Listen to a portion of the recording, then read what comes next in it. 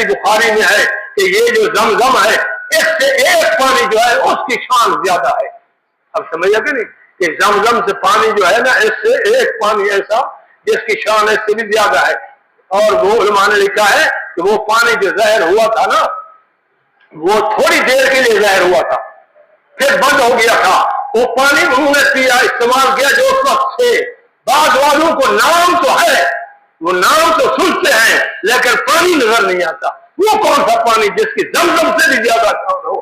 تو صحیح بخاری میں ہے کہ کیا فرمایا سبحان اللہ تشنا سے یوم الحدیبیہ میں حضرت ابو ہریرہ رضی اللہ عنہ ہم حدیبیہ کے مقام پر تھے. حدیبیہ مکہ سے تھوڑا سا دور ہے جس کو آج کل شمسیہ کہتے ہیں. فرمایا ہم حدیبیہ کے مقام سے تشنا سے یوم الحدیبیہ ورسول اللہ صلی اللہ علیہ وسلم بین ہم حدیبیہ کے مقام پر تھے.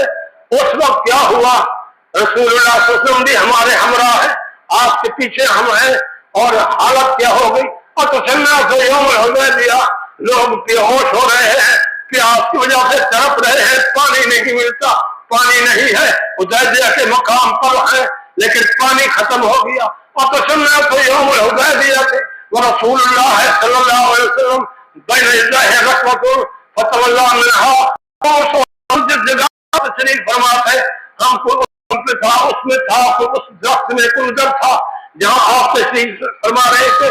بین یدیہ رکعۃ آپ کے سامنے ایک چھاگر پانی کی تھی. فرمایا فتولی منھا آپ نے اسے وضو فرمایا. ثم اقبل الناس نحوه پھر سارے لوگ جمع ہو گئے یا رسول اللہ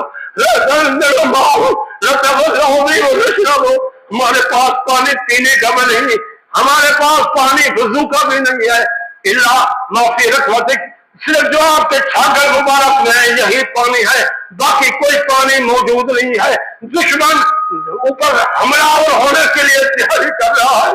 ہم غلاموں کے پاس پینے کا پانی نہیں ہے یا رسول اللہ نہ پینے کا ہے نہ وضو کا ہے.